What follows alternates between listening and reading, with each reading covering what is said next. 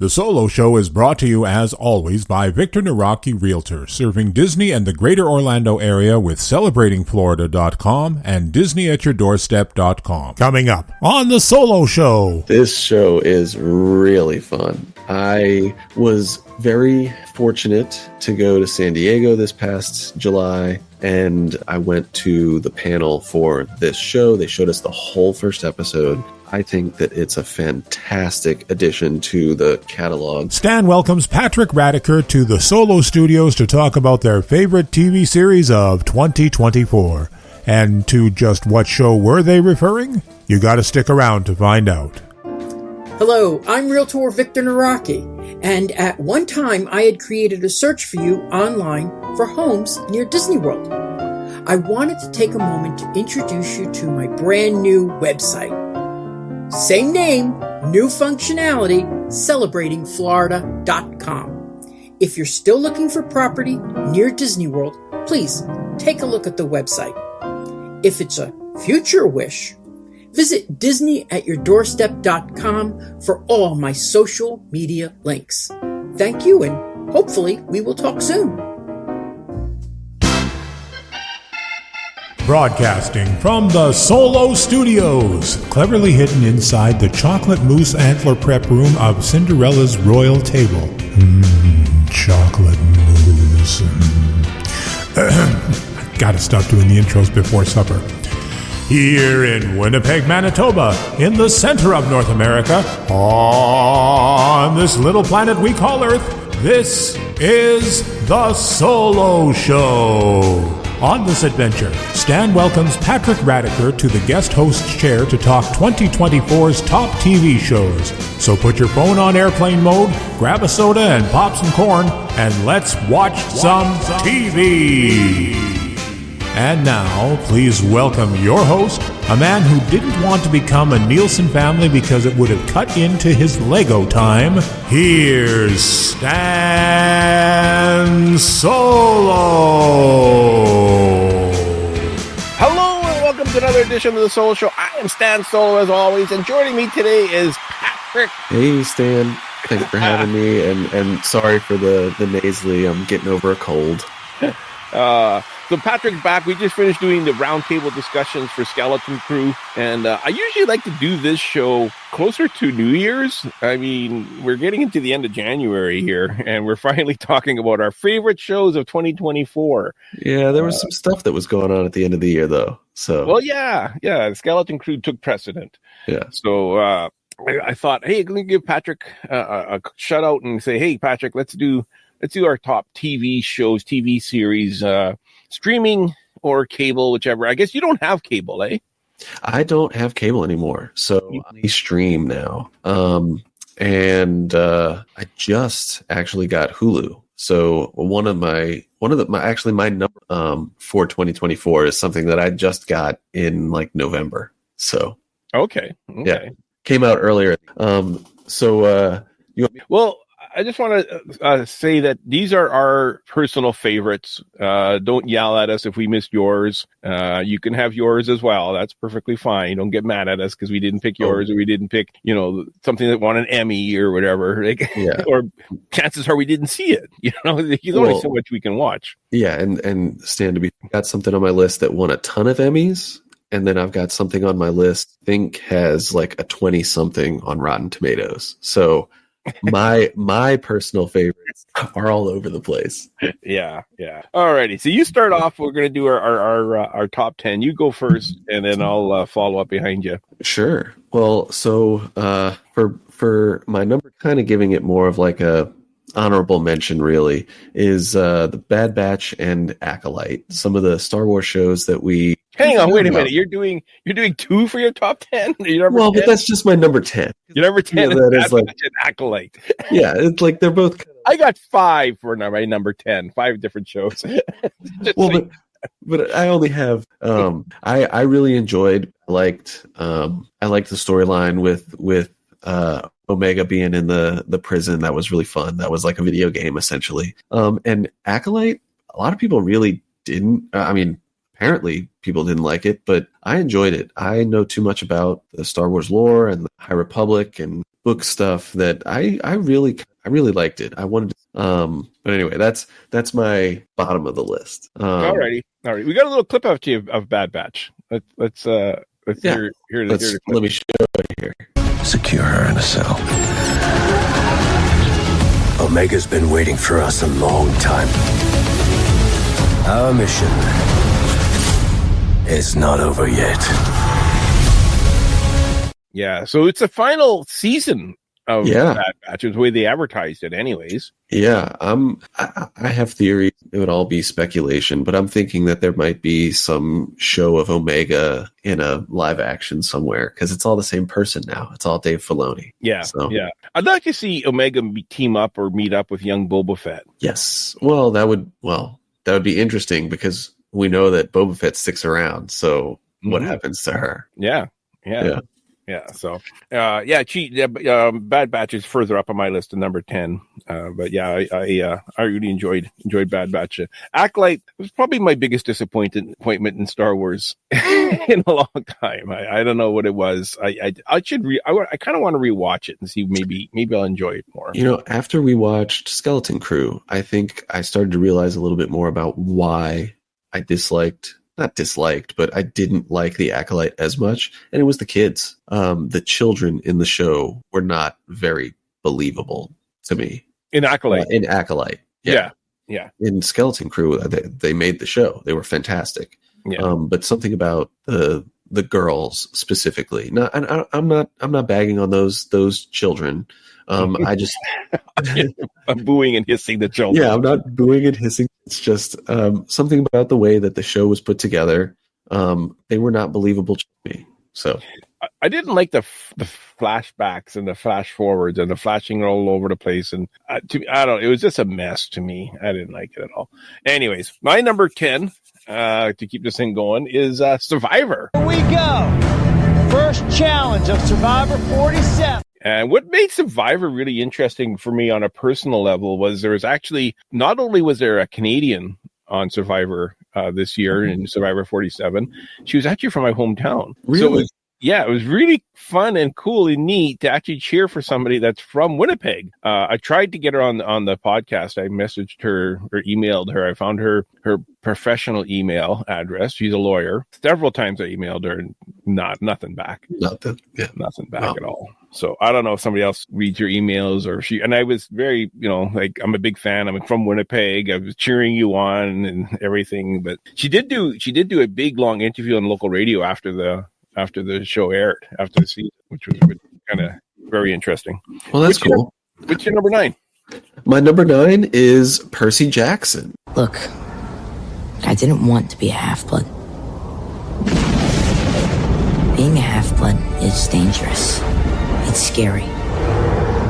Most of the time, it gets you killed in painful, nasty ways. If you think you might be one of us, my advice is turn away while you still can.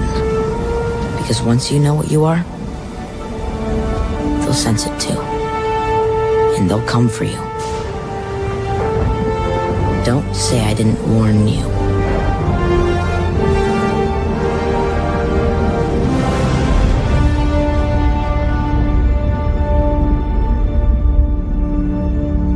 So if you've heard of this series, you are probably familiar with the movies that came out in the 2000s. I don't want to say that they're bad, because that's what introduced me to the series as well. But this series on Disney Plus is really good. Yeah, I did watch the whole series. I really enjoyed it. It didn't make my top 10, but I really did enjoy it. And actually, I kind of forgot that it came out in 2024. It kind of came out at the end of 2023, beginning of 2024, correct? Yes. The first couple of episodes did air in 2023, but I counted it as 2024 because I think the majority of the season was in 2024. Yeah. It was a really good series. I really enjoyed it. I followed along every episode. Well, and let me also say, I am a father of 2 small children. So when you asked me for a top 10 list, I actually kind of struggled to get to 10 shows. I watched more than 10, but did I have 10 that are worth talking about? So anyway.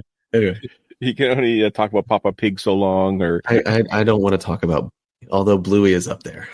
Okay, alrighty.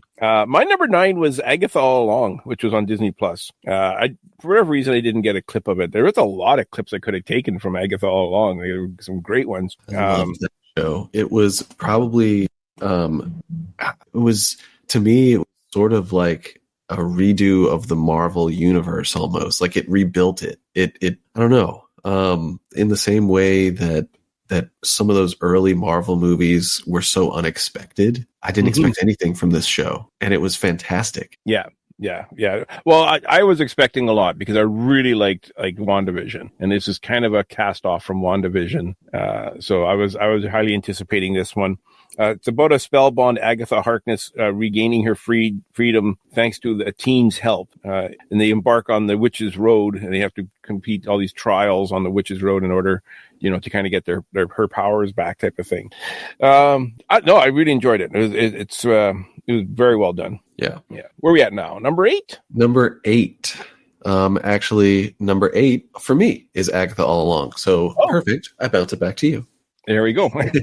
My number 8 was on Netflix, Baby Reindeer. And this one was inspired by a true story. Baby Reindeer follows the writer and performer Danny Dunn. He's wrapped in his relationship with this female stalker. So he's kind of a stand-up comedian, and he has a stalker that kind of gets really dark. Interesting. Yeah. Here's a little clip of, and it's humorous and dark and scary and like everything. It was an amazing done series. Ladies and gentlemen, this is my stalker. Say hello to Mark. Don't you say that to me! Apologize to me right now! Can't take my mom anywhere. I do know about this. I've seen interviews with the actual with the real woman. Mm-hmm. Yeah. I do kind of want to see that show. Yeah, it's well worth watching, and that's on Netflix. All right. Where are we at now? I should have numbered mine. I don't know why. Number 7. Number 7. Yeah, number 7. Mine is Rings of Power Season 2. For I seek a new kind of power, not of the flesh, but over flesh. Power of the unseen world. One we shall use to enslave the peoples of Middle-earth to our very will. Many orcs will die.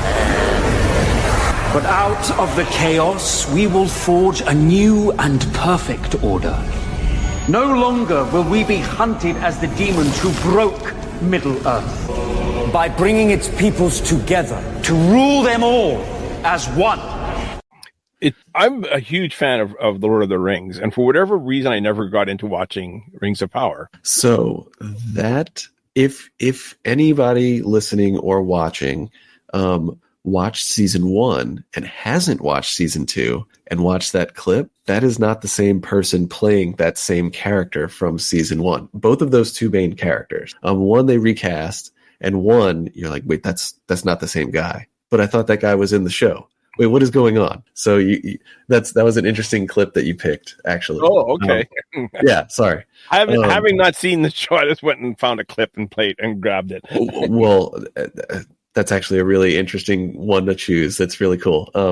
So that's from episode 1. So, but I thought Rings of Power was fantastic. It was, the first season is very slow. I don't know if TV shows deserve to get multiple seasons when the first season is so difficult to get through, even though it's beautiful and fun for people that are so nerdy. Mm-hmm. But if you're trying to hook people, that's hard to do, But season 2 had a lot more action, had a lot more story, and it had a lot more names that you would recognize.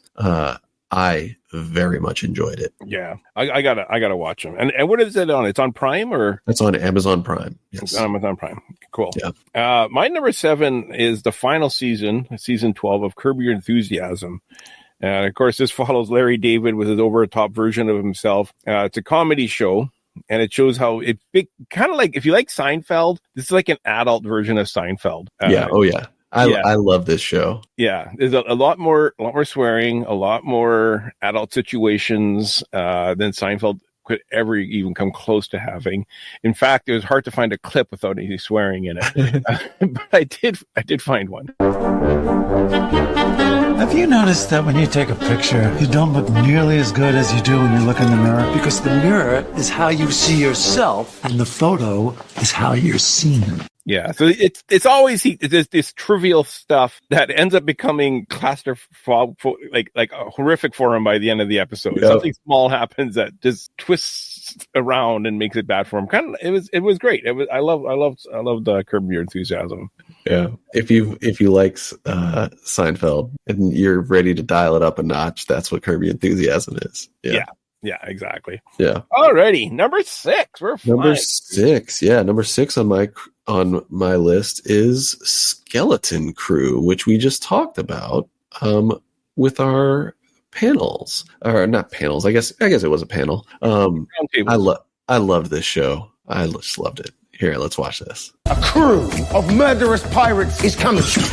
We have to hurry. Are you listening to any of this? We're listening. Oh yeah, what did I just say? Are you listening to any of this? Let's go! We wanted to search the buffet. We're not searching the buffet! I just love that series so much. Oh, it's great. Yeah. It's great. And I in my spare time, I listen to a lot of audiobooks because I have a long commute to work. And I've been listening to Ready Player One and Ready Player Two. And then I've kind of been obsessing about that. And so I've watched that movie recently as well. And Skeleton Crew is so Amblin. It's so Amblin. Yeah. So anyway, what's your number 6? My number 6 is, I have Skeleton Crew on my list also, but it's further up. I treated it better than number 7. Number 6. My number 6 actually is season 6 of Cobra Kai. So this is decades after the 1984 Valley Karate Tournament tour between the Karate Kid and Johnny Lawrence. They kind of become teammates in this one by season 6, and they are actually up against Johnny Lawrence's his mentor. Yeah, the bad guy from the movie is the bad guy in the show now, right? Well, the bad kid in the movie is now the good guy in the show. Right. But the coach, the bad coach, is now the bad guy. Yeah, so now they got the coach involved, and it's a worldwide tournament. So here's a tiny clip. We have no idea what we're up against. Only through pain does the champion reveal himself. Yes, Sensei! It's one thing to be the best in town, it's another to be the best in the world. And what's really good about Cobra Kai being on our list is that season 6 part 2 starts February 13th. Oh, nice. On HBO. So is it HBO or Netflix?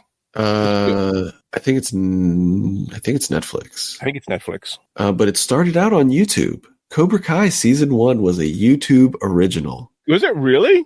In the States, yeah. Okay. Which of all of the shows that we have on this list, that came from the humblest of beginnings. Yeah. Which is really cool. Well, it came from the Karate Kid movie in 84. Well, right. But I mean, the reboot, like nobody wanted to pick it up. None of the main streamers wanted to pick it up. And then people started subscribing to YouTube TV because of that show. Very cool. Very cool. Yeah. So I'm excited for part 2 of season 6, which is coming out soon. Number 5. Number 5 on my list is one that I talked about not too long after I came back from San Diego. Asking the question on everyone's mind these days, what do you think about the Batman? I'm frightened. This whole city's gone to hell in a handbasket. Well, he's breaking the law, ain't he? So they ought to catch that freak and lock him up. I won't say it's gonna be easy, but catching criminals is what we do. So this one dresses up like Dracula, so what? We're gonna take him down. What do we know about this Batman? He's been beating the tar out of muggers and dope peddlers out there the last few weeks. He's mostly been seen at night driving that hot rod of his 100 miles an hour. And now he's even attacking our brave police. Nice car. This man is not a hero, he's a criminal. And his time in Gotham is up. Yeah, that was a good series. This show is really fun. I was very fortunate to go to San Diego this past July, and I went to the panel for this show. They showed us the whole first episode. I think that it's a fantastic addition to the catalog within the Batman universe. It's got as you saw in that trailer, it's got so many of the classic Batman rogues gallery, but they all have a little twist that's just a little bit different. And in particular, I loved Harley Quinn. She was so scary. yeah. And we should mention it's an animated series. It's a very streamlined, vertical. What style is it? Like 2D. It's a 2D animation style. It's very noir. It's like it's gothic.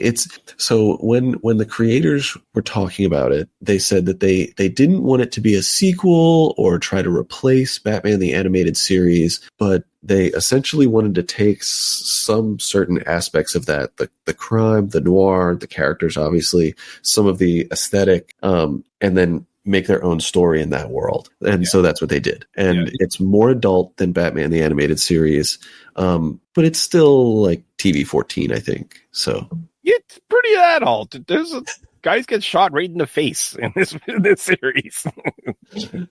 It's pretty. I'd say it's pretty adult. Take what you will. My number 5 is Fallout season 1. I just want to start. I've had a rough week. Practically every person I've met up here has tried to kill me. I'm simply going to harvest your organs. So Fallout was available on Prime. It's a future post-apocalyptic. What's that word? Apocalyptic. Thank you. Apocalyptic. Los Angeles, brought about by nuclear dissemination. Citizens must live underground bunkers to protect themselves from radiation, mutants, and baddies. And they start. How did I can't remember. How does she end up becoming that she goes up on the surface? So something happened that we don't fully know. We don't know the whole story in this particular story in Fallout, but there were 3 vaults that were supposed to be linked together and share people. And one of them, vaults are underground societies. Yes, basically white picket fences, almost not quite. They're more like almost like prisons, but everybody got along and had gardens and stuff underground. Yeah, think your nuclear bunker from the 50s and 60s times 1,000. That's what this is. Everyone has their own little like nuclear family condo. Cubicle. Yeah. So anyway, so one of the vaults gets infiltrated somehow, and some raiders come in and attack, and Lucy goes up to try to get her father, who has been kidnapped. That's how she ends up going up into the world. Oh, okay. That's her dad. Her dad is kidnapped. Yeah. Okay, so she ends up going to search for him. That's right. It was a phenomenal series. Yeah, and we can keep talking about it because it's my next one too. Okay, and next on my list. And is it season 2 or is it season 1, part 2 coming out soon? Or no? As far as I know, they were waiting to see how season 1 did before they renewed it, but they did renew it. They just gotta make it now. Okay, so in 20 years we'll get season 2. Yeah. But there's a bunch of video games. If you're just hooked by the Fallout world, there's so many games that you can play, and none of them have anything to do exactly with this story. Oh, okay. It had an amazing look too. Everything was that kind of 50s futuristic look. Yeah.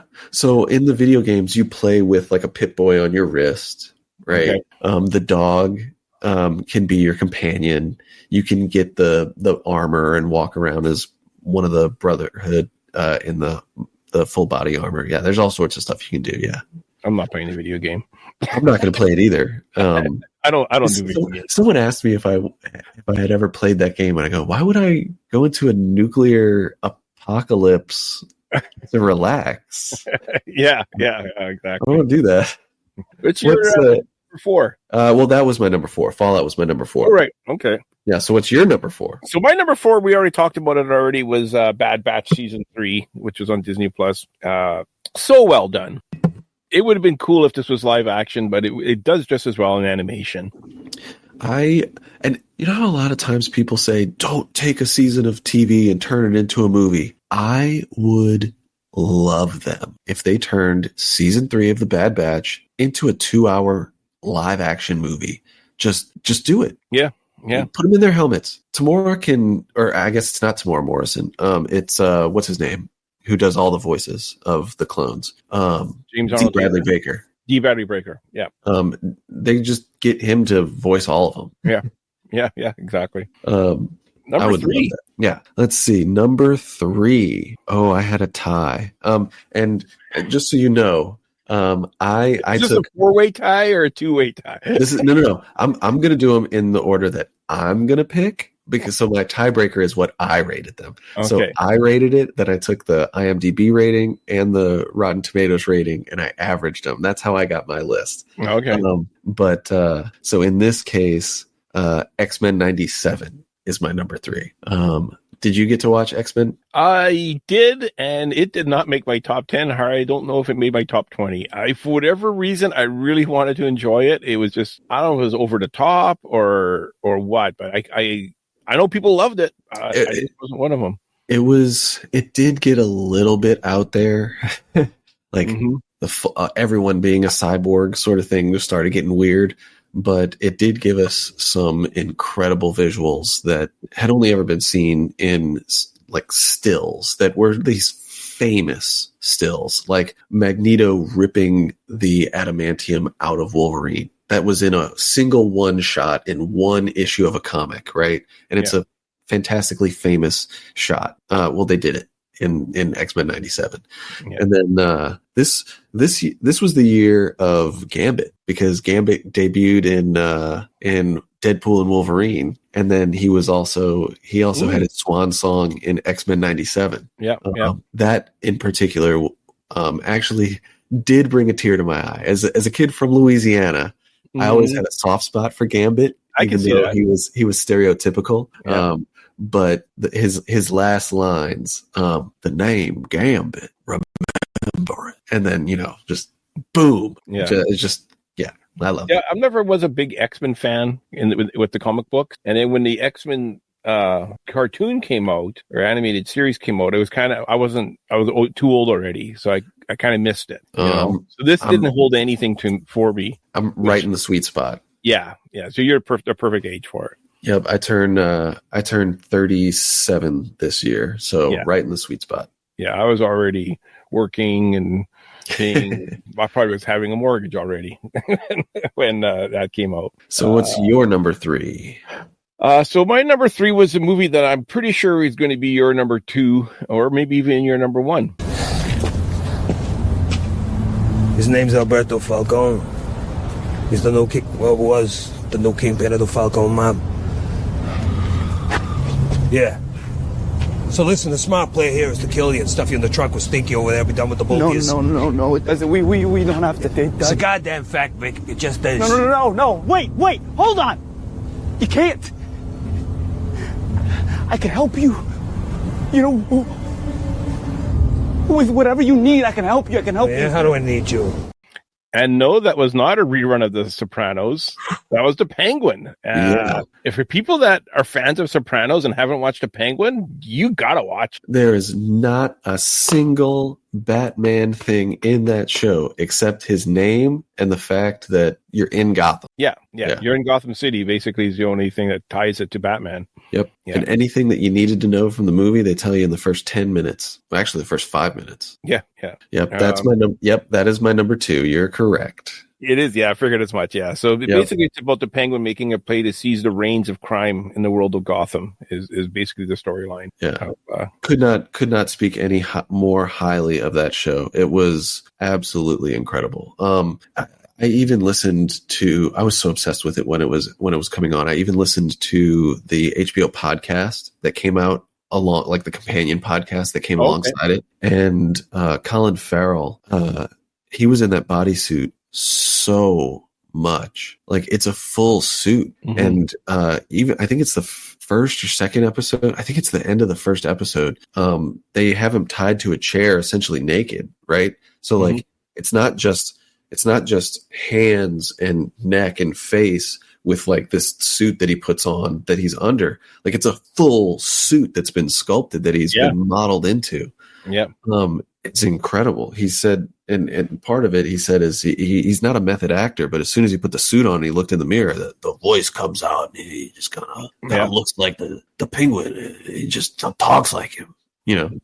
So that show was great. It was a great series. Yeah. Number 2. Was Penguin for you? Yep, number 2. Yep. So what was your number 2? So my number 2 is actually Skeleton Crew. Okay. Yeah, it came close to my number 1 of the year. I absolutely just love this series from beginning to end. Every single episode, I just love them. The kids, the music, the adventure. It made me feel young again. Yeah, and even some of the episodes that are the lower rated episodes, I can pick out things about those episodes that I absolutely love. Yeah. All righty, Patrick, this is it. Your number 1 show. Number 1, and we don't have a clip for it. That's okay. I don't have a clip for mine either. is Shogun. Shogun. Okay, so Shogun clip. Yes. I tried to find a clip. There's a lot of Japanese in that. That's actually part of the reason why I love it, is because it's mostly Japanese. So I can play a clip of a Japanese guy talking if you want, but no one's going to understand it that's listening to this podcast. Yeah, and when they are speaking English, most of the time there is going to be some cursing in there. Yeah, it's pretty adult. Yeah, so it's on Disney Plus. It originally came on FX. You can watch it on Hulu or Disney Plus now. So it is a fictional telling of 1600 in Japan. One of my many ADHD deep dives has been Japanese history. I know far too much about it. Everything about the situation that this show throws you into is real, except for the names. So that's really cool. And then go. So I loved it. And knowing too much about Japanese culture and Japan in general, it is very subtly Japanese. It's hard to describe, but just like the way that life and death is treated in their culture versus Western culture is portrayed very well with the one white character that's in the show. Mm-hmm. So I think it's definitely worth a watch. And like I said at the beginning of the show, this is the TV show that like totally demolished at the Emmys, demolished at the Golden Globes. About 2/3 of it is in Japanese. You have to read it. And I think that's really bold for a show to have done and air on American network TV and be in 2/3 Japanese and still win all of these awards. It's phenomenal. Now, is this a remake, a redo, or all new story of the original Shogun series that came out in, I'm going to guess, the early 70s? The 80s. So it's originally a book. And that book is a fictional story set in the same time period. The TV show was a telling of that, and this is another telling of it. So I guess it would say a redo. Yeah, remake. Yeah, I did watch the series. I enjoyed it. I found it slow at points for me. I probably napped a lot during it. I'm not thinking. I was into it, but that's probably just, again, me knowing too much about it. Again, like the same thing with The Acolyte. I loved The Acolyte. I was eating it up, but I also know too much about it, so I'm taking every frame. Yeah. And like we said at the beginning, that these are our picks. Yeah. And oftentimes our decisions, our choices are weaned or decided because of our history. Yeah. You're big into the Star Wars history of the Knights of the Republic. So that's your thing, whereas I'm not so much into that part of Star Wars. So Acolyte didn't hit it for me. You're into the Japanese history, so X-Men 97. You were the key audience member for that. Right, exactly. These shows were all directed right at me. I was actually scared to watch Shogun. I was so excited when I first saw it, and then I got really, really scared because as I started hearing more about it, I'm like, I know too much about what actually happened. Mm-hmm. I know too much about what actually happened. Mm-hmm. And then I kept hearing how fantastic it was. And then I got Hulu. So I was like, okay, well, I can binge it. It'll only take me a day or two if I just binge it, and that's all the time I have to waste. I won't have to waste 2 months worrying about I keep forgetting that Hulu isn't included with Disney Plus in the US. That it's a separate subscription or an add-on, I guess. Yeah, it's in a bundle. They had a trial where you could for like 2 weeks, where it was included. But yeah, it's a bundle with ESPN Plus. See, we don't have Hulu in Canada. We have Disney Plus, and then Star is part of it, and it's automatically on there. You can't get Disney Plus without getting Star. Gotcha. And it's all in the same app type of thing. Interesting. It's not a separate thing in Canada. And I keep on forgetting that's different. I was about to make a joke. Something would be like on Hulu or in Canada Star. For us, it's on Disney Plus because there is no distinction. Gotcha. Yeah. Gotcha. So my number one TV series, I actually took 2 weeks off work just to watch this. It's the number one TV show for me every other year, the Olympics, the Paris Olympics. And I gotta say, for these Olympics this year or last year, the highlight was actually Paris. I felt just thinking back to the beach volleyball in front of the Eiffel Tower, or the marathon running through the streets of Paris, or the bicycle races through the streets of Paris, the archery and the shooting that they had, and the amazing backgrounds. Like the city of Paris was the star of the Olympics in my mind. Yeah, it was really pretty. Yeah. And like I said, I take 2 weeks off just to watch it. And if you want to, go ahead. Did you watch the climbing? I watched parts of it. Yeah. Did you like it? Well, I like it when they go up fast. The speed climbing, top of it, but then there's that climbing where I think they're trying to go sideways or something. I don't know what they're trying to do, but they go up and they fall, and then they go up and they fall, and then somebody else comes in and goes up and falls. Bouldering, yeah. That was ridiculous. That was that was the baddest. Rock climbing is one of the things that I did. I used to coach it, right? And so I was actually kind of, I didn't make any decisions. I didn't get to do any of that stuff, but I asked questions of people who did get to make decisions. And their first Olympics, climbing only was going to get one medal. So they did a combined where each of those three sports that you watched, they combined the score into one score using this formula. And that person would get the medal. So they had one medal for men and women. So it was like the climbing triathlon type of thing. Right. And climbers really didn't like it because speed climbing is the 110 meter hurdles of rock climbing. It's exactly the same every time, which is fine. It's exciting. It's great. It's fine. It's hard. Like I can't do it. But it's not rock climbing to a person that reads rock. So it's fun that they got multiples. Sorry, I got on a tangent there, but the Olympics is really great. I wish that feeling of camaraderie could just sort of stick around all the time. Exactly. Yeah, exactly. And it's hard to talk about the 2024 Olympics without mentioning breakdancing, especially the women's breakdancing. From Australia, that one particular person, I think is the one meme that has survived past the rest of the Olympics. Yeah. Crazy stuff. But that's our top 10 for 2024. We're a little late getting it out. Sorry. Happy New Year, everybody. And if there's anything that you loved, comment, tell us, and we'll add it to our list. Well, I do have a couple of honorable mentions.